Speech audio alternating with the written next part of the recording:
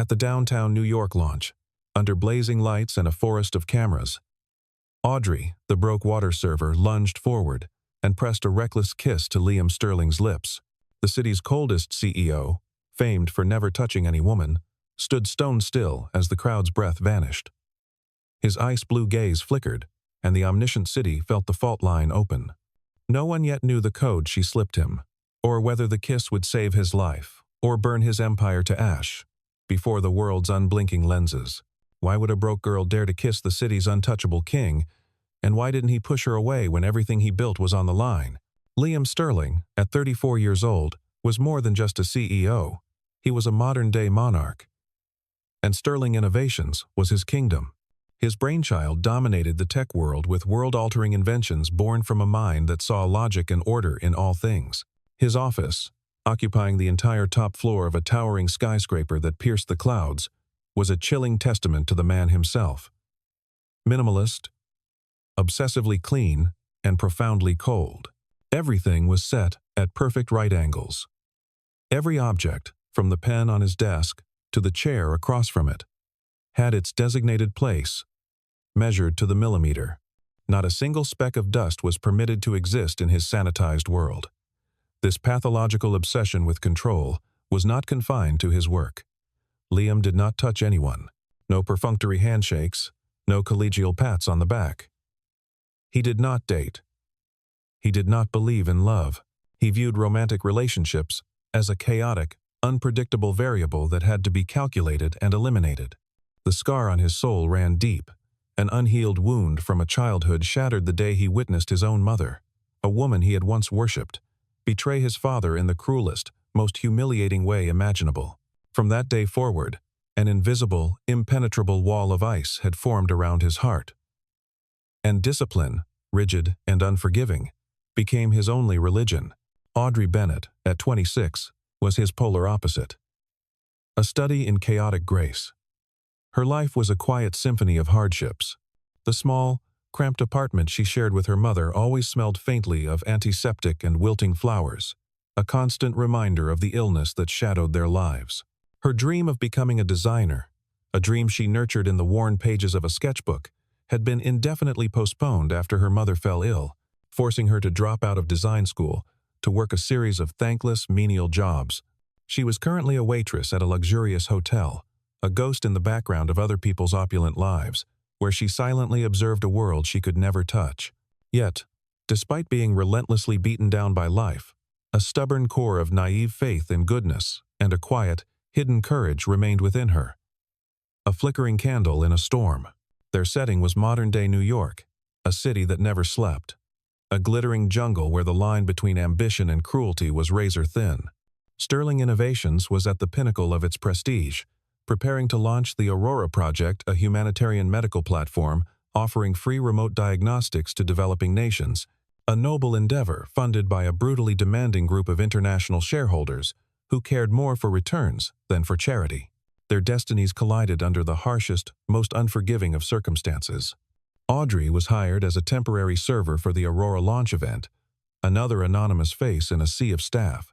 While clearing a table, a minor, accidental collision with a statuesque VIP guest sent the woman's diamond bracelet clattering to the floor.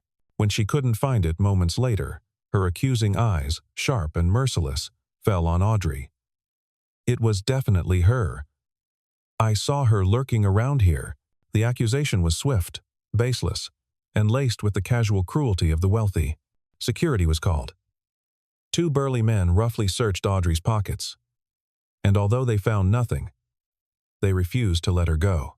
"You're coming with us," a large man growled, his fingers digging into her arm like a vice.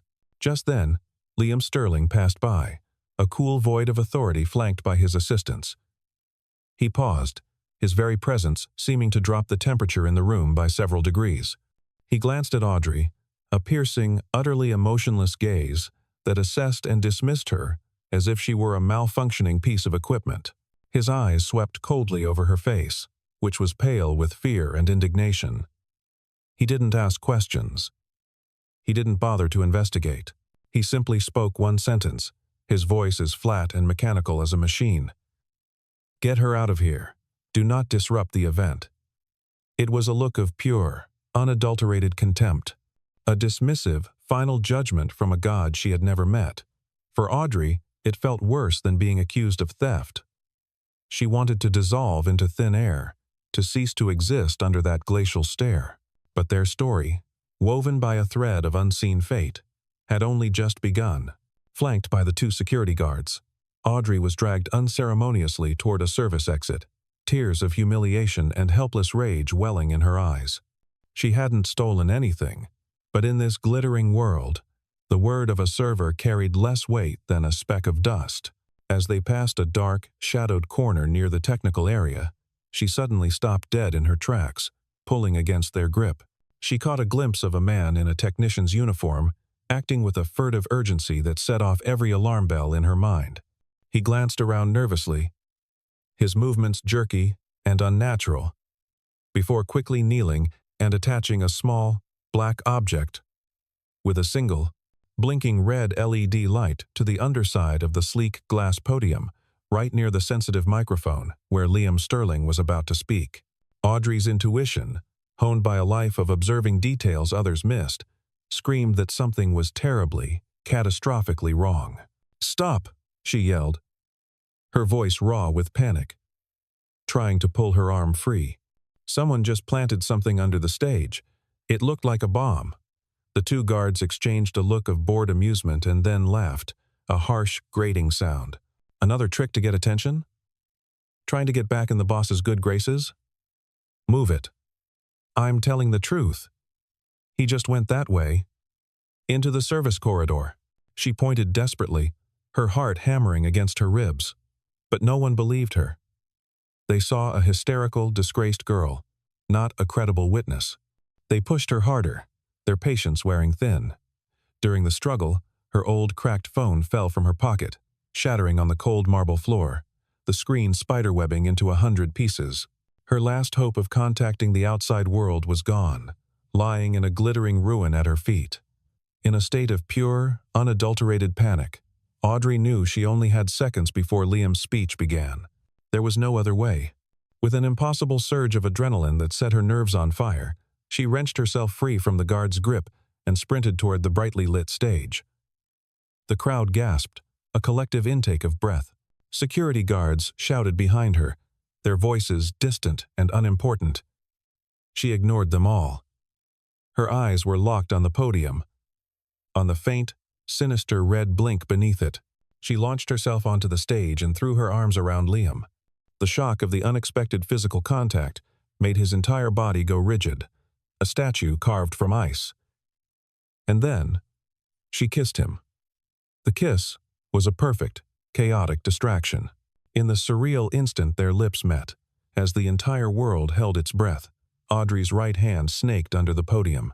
Her fingers, nimble and frantic, searched for the strange object. She felt the cold, unforgiving touch of metal and plastic. With all the composure she could muster, her mind a maelstrom of fear, she ripped the small, rectangular battery from the device. A faint click was heard, a tiny sound of victory lost in the stunned, cavernous silence of the plaza.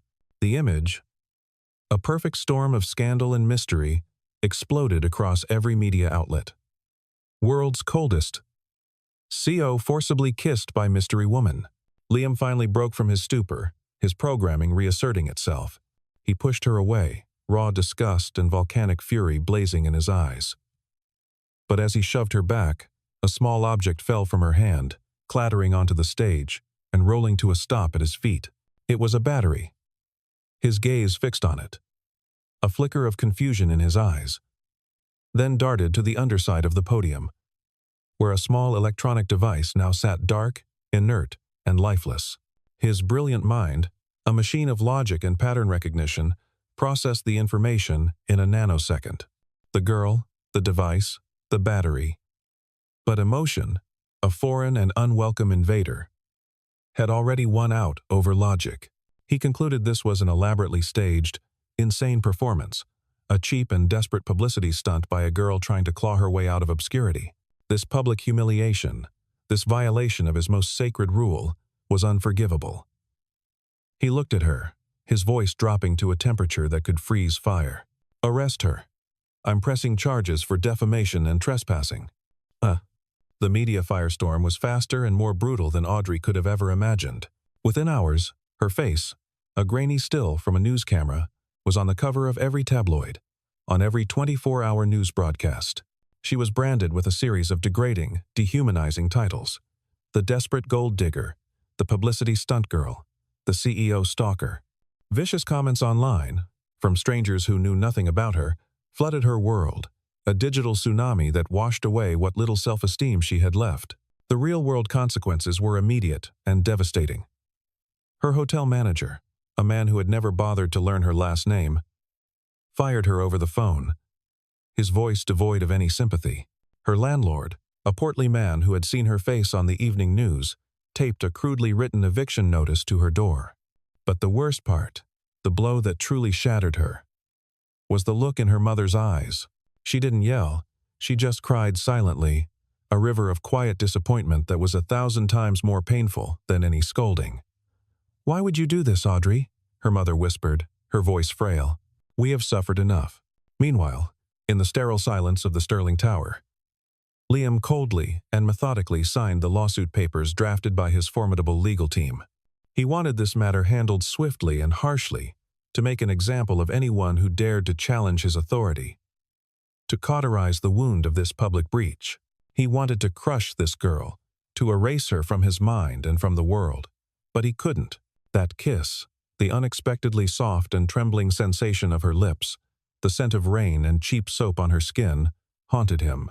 It was a brazen, unforgivable violation of the personal space he had spent a lifetime building, but at the same time, it had stirred something deep within him, a forgotten echo of humanity he had long since buried.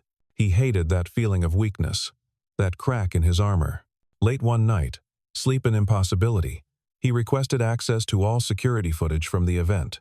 He sat in his cavernous, dark office, illuminated only by the cold, blue light of the massive screen in front of him.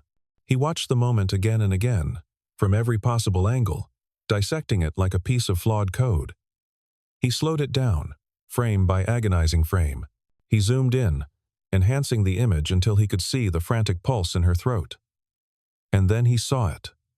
He saw the genuine, unfeigned panic in her eyes as she was being dragged away. He saw her desperate, futile pointing toward the dark corner.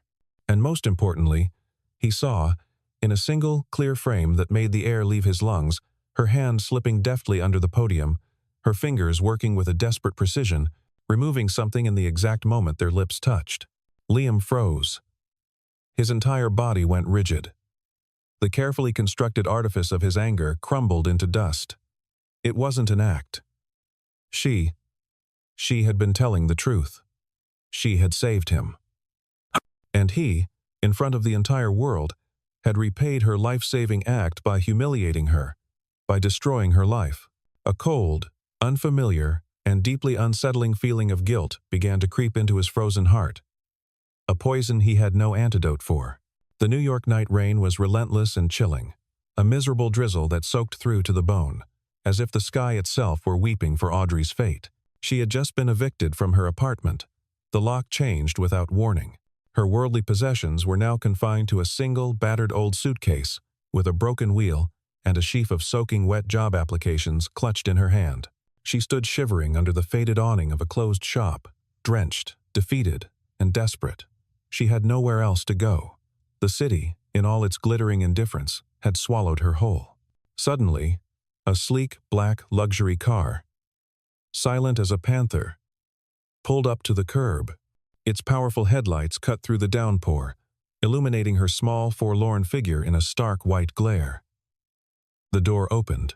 Liam Sterling stepped out, his expensive suit miraculously untouched by the rain thanks to the large black umbrella he held, a perfect shield against the storm. He walked toward her, the umbrella creating a strange, quiet, and intimate space for the two of them amidst the storm. The rain pattered on the taut fabric, a steady rhythm in the otherwise silent encounter. Audrey looked up, her eyes wide with a mixture of surprise, fear, and suspicion. Liam looked at her, the usual cold contempt in his gaze replaced by a complex, unreadable emotion that looked almost like pain. He spoke, his voice low and raspy against the sound of the rain, a sound she was beginning to associate with him. "Why didn't you tell the truth?" Audrey let out a weak, bitter laugh that turned into a cough. Tell the truth? And what good would that have done? Who would believe the word of an unknown waitress, a girl already accused of theft, against a conspiracy so sophisticated it involved bombs at your own press conference? Even you, who was standing right there, the man whose life was in danger, didn't believe me. Liam was silent. Her words were like shards of glass, each one finding a home in his overinflated pride. She was right. He, the genius, the visionary, had seen only what he wanted to see. He stood there for a long, heavy moment, letting the truth of her words sink into his bones. Then, he made a surprising, almost desperate offer. "Come work for me. I'll drop the lawsuit." Audrey frowned, suspicion warring with exhaustion. "Why?" "Because I need to know who you are," he said, his eyes locked on hers. A silent plea hidden beneath the layers of ice. "And because I owe you my life." Audrey was brought into the sterile, intimidating world of Sterling Innovations as a temporary employee, assigned to the data archives, a quiet, out-of-the-way position in the building's sub-basement where she would be noticed by few. But news, like water, always finds a way to seep through the cracks. The entire company buzzed with hushed gossip about her. They all knew her by one whispered name, the girl who kissed the CEO. Every glance in the hallway, every whispered word behind her back as she passed, was a constant, painful reminder of the scandal. She was isolated, ostracized, an alien in a world of glass and steel. But this time, Audrey did not break. She put her head down, immersing herself in the work, determined to prove her worth on her own terms. The work in the data archives was dry, tedious, and mind-numbing. But for Audrey, it was an opportunity, a refuge. Her task was to organize and cross-reference terabytes of data related to the Aurora project. With a sharp, analytical mind and the trained eye of a designer who saw patterns where others saw chaos, she did more than just follow instructions. She looked for the story in the data. One long afternoon, while reviewing deeply encrypted files that most had overlooked, she noticed a subtle anomaly, a strange, elegant line of code, a cleverly hidden backdoor woven into the project's security software with the skill of a master artisan. This vulnerability, she realized with a jolt of fear, could allow anyone with the right key to access and steal the sensitive medical data of millions of patients. She immediately wrote a detailed, concise report, outlining the flaw and suggesting a solution, and sent it directly to Liam's private email. From the silent panopticon of his office, Liam had begun watching her through the security cameras. At first, it was out of a nagging curiosity, a lingering sense of guilt that he couldn't shake. But gradually, he found himself captivated. He watched her work diligently, without a single complaint, for hours on end. He saw her eating her lunch alone in the sterile break room, shunned by her colleagues, yet maintaining a quiet, unshakable composure. He realized that Audrey Bennett was unlike any woman he had ever met. She didn't flatter. She didn't scheme.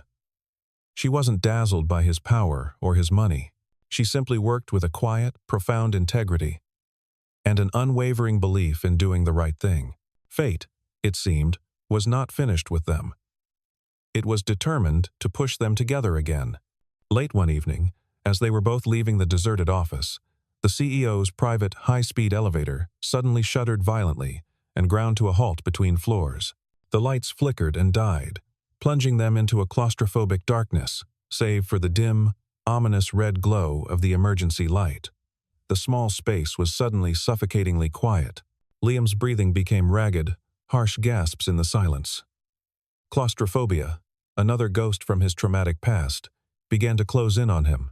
The room felt like it was shrinking, the cold steel walls pressing in on his chest, squeezing the air from his lungs. Seeing his raw, undisguised panic, Audrey forgot all the distance and the power imbalance between them. She moved closer to him in the dark. "Look at me, Mr. Sterling. Breathe in and breathe out. Slowly, match my breathing." He couldn't hear her. The panic was a roaring in his ears, consuming him. Without hesitation, Audrey took his hand. Their skin touched, It was the first time in over 15 years that Liam had willingly allowed a woman to touch him.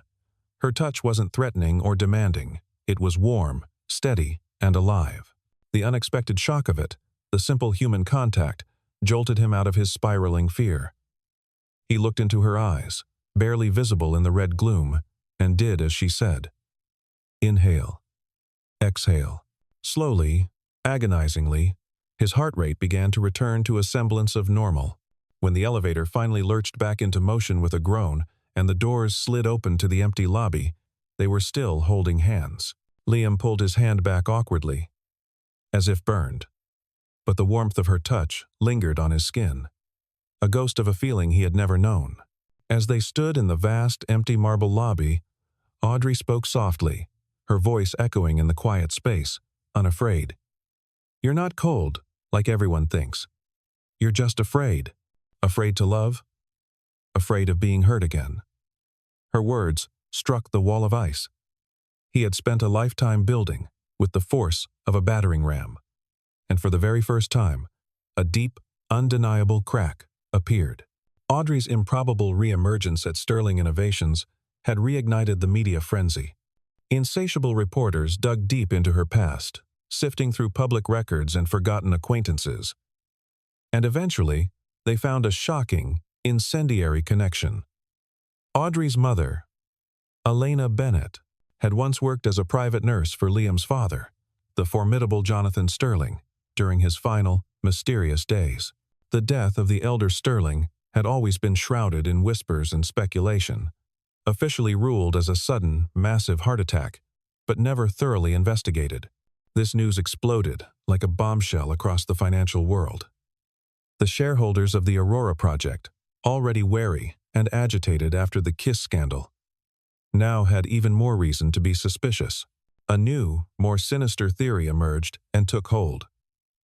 Audrey had intentionally targeted Liam. The Kiss, the convenient discovery of the explosive device, it was all part of a long-term, sophisticated blackmail scheme connected to his father's mysterious death. Pressure mounted on Liam from all sides, an invisible vice squeezing him.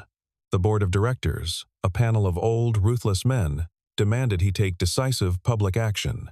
The pristine reputation of Sterling Innovations and the multi-billion-dollar success of the Aurora project were on the line, although his gut, an instinct he was only just learning to trust again, screamed that Audrey was innocent. The circumstantial evidence was damning. A perfectly woven tapestry of lies. He was cornered, trapped by his own legacy. He summoned Audrey to his office. It was another dreary afternoon, and a cold rain began to streak down the massive, floor-to-ceiling glass windows, blurring the city into a watercolor painting of gray and despair.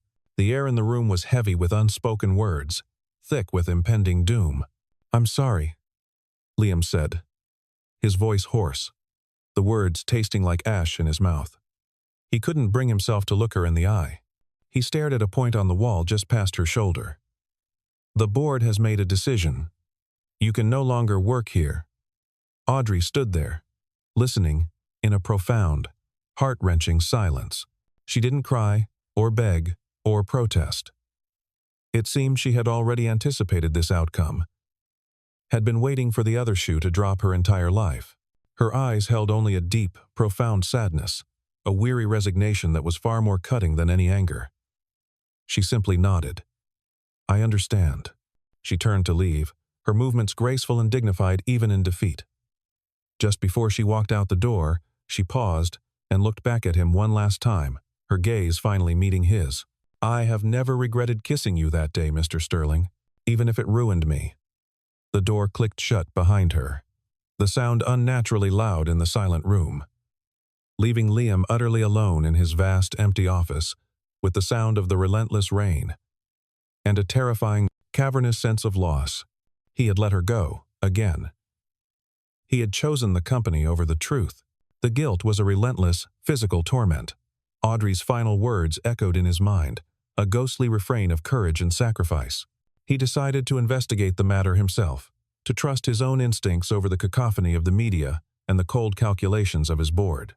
He started with the security back door that Audrey had discovered, the one piece of tangible evidence he had. Working through the night, fueled by black coffee and a gnawing sense of dread. He used his own legendary, almost mythical programming skills to trace the origin of the malicious code. The digital trail, a complex breadcrumb path of proxies and rerouted servers, led him to a place he could never have expected, a place that made his blood run cold. The encrypted hard drive of Damian Cole, his most trusted aide, his right-hand man, the man who had been by his side since the company's inception. Liam felt the ground crumble beneath his feet. He kept digging, his fingers flying across the keyboard, tearing through layers of encryption with a desperate fury. He discovered a series of expertly forged emails, designed to look as if they were sent from Audrey to the shareholders, filled with clumsy threats and blackmail demands. But the metadata, the digital fingerprint of these emails, revealed they were created and planted on the system from inside the Sterling Innovations Network. From a terminal that belonged to Damian, the full, monstrous picture began to crystallize. Damian, the man he had trusted like a brother, was using the Aurora project as an elaborate front to launder money for a shadowy international criminal organization. The security backdoor was meant to siphon funds, and the small explosive device at the podium had been a brilliant diversion, a manufactured crisis to distract everyone while Damian executed his illicit transactions. Audrey, with her sharp intellect, had stumbled into the truth, first with the back door, and then, Liam realized with a jolt, with the raw transaction data she must have seen in the archives. Damian had framed her, masterfully using her mother's past to make her the perfect, most believable scapegoat. As the full weight of the truth dawned on him, a chilling, primal fear ran down Liam's spine. Audrey was in mortal danger. Damian was not just a white-collar criminal. He was playing a much more dangerous game. He would never let a witness live. He immediately tried to call Audrey. Her phone was off, disconnected. He used his private security system to track her location. The last signal was recorded in a desolate, forgotten area near the old industrial docks. Without a second of hesitation, Liam grabbed his car keys and bolted from his office, leaving a $500 million deal pending on his screen. He drove through the New York night like a man possessed, his heart pounding against his ribs in a frantic, terrified rhythm. He had been wrong, so terribly wrong, to let her go. This time, he had to get her back, no matter the cost. He sped into the darkness, guided only by his headlights, cutting a desperate path through the night, and a silent, fervent vow to protect the woman who had saved his life twice. The abandoned warehouse on the old docks was steeped in a thick, oppressive darkness, and the cloying smell of rust and decay. The sound of dark water lapping against the rusting support pillars outside created a ghostly, unsettling rhythm. Inside, Audrey was tied securely to a metal chair, her mouth sealed with a wide strip of duct tape. Damian Cole stood before her, his usually friendly, boyish smile replaced with a cruel, reptilian sneer. "You really are smart, Audrey. Too smart for your own good," he said, his voice chillingly calm, the voice of a man who had crossed a line and found he liked the view. "You should have just stayed a waitress." At that exact moment, the massive corrugated metal doors of the warehouse burst open with a deafening crash. Liam Sterling charged in, a silhouette of righteous fury against the distant city lights, his face a mask of raw fury and stark fear. "Damian, let her go!" Damian let out a harsh, grating laugh. Liam. The king has arrived to save the damsel. How cliché. But you're too late. It's over." He pulled out a sleek, black gun and aimed it directly at Audrey's chest. "Don't!" Liam shouted, holding up his hands in a placating gesture. "It's money you want, right? I'll give you everything. The company, the accounts. Just let her go. Money? I have enough money. What I want, what I've always wanted, is your empire." Damian roared. Years of buried jealousy and simmering resentment finally erupting in a venomous tirade. "I've always had to live in your shadow, the loyal dog at your heel. Now I'm going to destroy everything you love, starting with her." Seizing a infinitesimal moment of Damian's distraction as he gloated, Liam lunged forward. A violent, desperate struggle ensued. It wasn't a choreographed fight. It was clumsy, brutal, and real. A gunshot echoed through the cavernous space. The the sound tearing through the night. Liam felt a searing, white-hot pain in his shoulder, but he didn't stop. Fueled by adrenaline and a terrifying, protective rage he had never known, he used a final surge of strength, wresting the gun from Damien's hand and knocking him unconscious with a single, savage blow. Just then, sirens, wailing and urgent, grew louder, converging on their location. Liam's security team and the police swarmed the warehouse, their flashlights cutting through the gloom. Liam rushed to Audrey's side, his fingers fumbling with the knots, quickly untying her. The wound in his shoulder was bleeding freely, staining his pristine white shirt, a dark, shocking crimson. As he pulled the tape from her mouth, Audrey gasped for air, tears of terror and relief streaming down her face. She looked at him, at his blood-soaked shirt, at the chaos surrounding them. Amidst the wreckage of the warehouse and the ruins of their lives, she took his uninjured hand, her voice a raw, trembling whisper. Now, do you believe that kiss wasn't for fame? Liam looked deep into her eyes, a world of unspoken apologies passing between them. He said nothing. He slowly leaned down, brushing away the tears on her cheeks with a gentle thumb, and pressed his lips to hers. This time, the kiss was not rushed or desperate or a distraction. It was soft, certain, and filled with a profound, overwhelming emotion. It was a kiss of acknowledgement, of gratitude, and of a fragile, terrifying love that was just beginning to bloom. A few days later, Sterling Innovations held an emergency press conference. The room was packed to the rafters with reporters, a shark tank of cameras and microphones, all hungry for an official statement from the enigmatic Liam Sterling about the shocking arrest of Damien Cole and the dark rumors swirling around the Aurora project. Liam walked onto the stage, his right shoulder bandaged beneath his suit. But this time, he was not alone. Audrey Bennett stood beside him. Not in a server's uniform, but in a simple, elegant dress that highlighted her quiet dignity. She stood with a calm, unshakable strength that seemed to anchor him. The flashes of cameras erupted once more, a silent storm of light. Liam held up a hand for silence. "Ladies and gentlemen," he began, his voice clear and strong, resonating with a new kind of authority through the hall. "I stand here today not as a CEO, but as a man who needs to right a terrible public wrong." He turned to Audrey, his eyes filled with a deep, sincere remorse and a profound admiration. Weeks ago, an event took place that was twisted and sensationalized by many. The truth is that Miss Audrey Bennett, the woman standing beside me, saved my life twice and saved this company from a devastating conspiracy of sabotage and fraud. Her actions were an act of extraordinary, selfless courage. But instead of being celebrated as a hero, she was subjected to humiliation, slander, and a grave injustice. He took a deep breath, the sound carrying in the hushed room. And the person primarily responsible for that injustice was me. I allowed my pride, my arrogance, and my deep-seated prejudice to cloud my judgment. And so, in front of all of you, I want to offer my sincerest, most heartfelt apology to you, Audrey. I was wrong. The entire room was silent. A CEO as powerful and untouchable as Liam Sterling publicly apologizing to a common girl was unprecedented, a moment that would be talked about for years. He continued, his voice unwavering. "To atone for my mistake and to ensure that no woman has to suffer a similar injustice, I will be stepping down from the board of Sterling Innovations, effective immediately. In its place, we will be establishing a new, independent foundation named after the original project, the Aurora Foundation.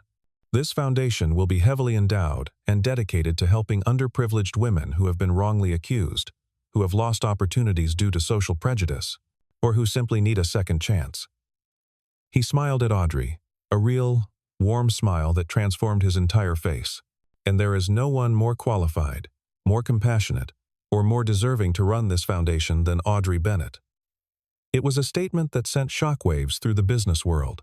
Liam Sterling had not only cleared Audrey's name, he had given her a platform, a purpose, and the power to help others. It was the most sincere and powerful form of atonement. 1 year later, it was Christmas Eve in New York City. Soft, white snowflakes, like powdered sugar, began to fall, gently blanketing the glittering city streets in a pristine white coat. In front of a new, welcoming building, in a once neglected neighborhood, a large banner was hung, its letters glowing warmly in the twilight. The Aurora Community Health Center. Free care for all. Liam Sterling, dressed in a simple wool coat that made him look approachable, and Audrey Bennett, her face radiant with a deep, quiet happiness, stood side by side, holding a single pair of golden scissors. They cut the ceremonial ribbon together to the sound of warm, genuine applause from the community, the staff, and the first patients who had already found help within its walls. After the ceremony, as the crowd dispersed, a few reporters lingered. A young, earnest journalist approached them, her notebook in hand. "Mr. Sterling, Miss Bennett, this is a wonderful achievement.